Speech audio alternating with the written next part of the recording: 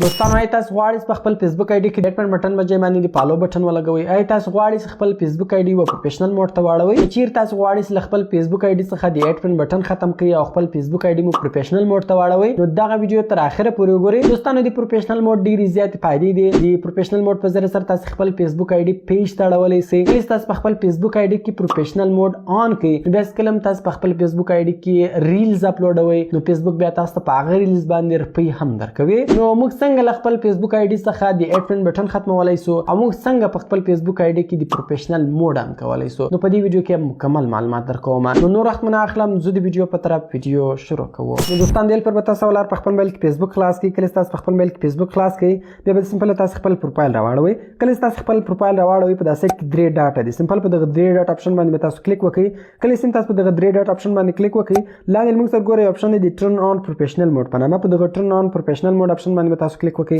بیا به سمپل په ټرن آن اپشن باندې تاسو کلیک وکړئ. کله سم تاسو په ټرن آن اپشن باندې کلیک وکړئ، نو تاسو په فیسبوک آی ډي کې به د پروفیشنل موډ آن سی، یعنی تاسو د فیسبوک آی ډي څخه دغه به پیج ته واوړئ. دغه رقم دوستانو اوس موږ غواړو چې هغه د اډ بټن هم ختم کو، خالي هلته بیا د فالو بټن راوړوي. نو هغه بیا تاسو څنګه کوئ، بیرته به سمپل تاسو شاته راسئ، د خپل فیسبوک آی ډي سټینګز ته خپل فیسبوک آی ډي سټینګز به خلاص کړئ.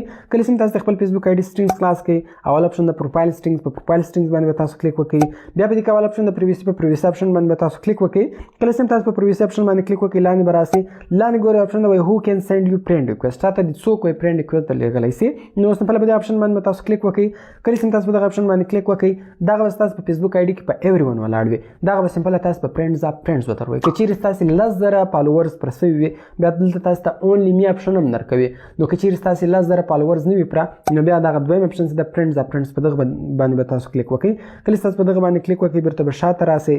کله سم تاسو شاته راسئ، نو اوس ګوره دغه پروفایل زه مثال درښکاره کوم چې بل شاته به څنګه راړوي. بیرته په دغه 3 ډاټه کلیک وکړئ. په دې ګوره موږ سره څلورم اپشن دی ویو اس په نامه. په دغه ویو اس کله تاسو کلیک وکړئ، دا مطلب تاسو پروفایل درښکاروي چې تاسو پروفایل چې د هغه بل چاته دغه رقم راړوي. ګوره تاسو کتلی سئ دلته یو د فالو بټن ده او یو د میسج بټن ده، نو موږ د فیسبوک آی ډي چې دغه بل چاته دغه رقم راړوي. نو دوستانو دا اوس موږ څنګه کولی شو چې خپل فیسبوک آی ډي و پروفیشنل موډ ته واړوو، او موږ څنګه کولی شو چې خپل فیسبوک آی ډي څخه د اډ بټن ختم کو. نو کوم چیرې ویډیو خوښ شوی ویډیو در سره لایک کړئ، له خپل دوستانو سره خامخا شیر کړئ، تر څو هغه هم له دغو طریقو څخه فایده واخلي. نو نور وخت نه اخلم، ملاوي په نور ښایسته ښایسته ویډیوګانو کې، په دعاګانو کې مې یاد ساتئ. د خدای په امان.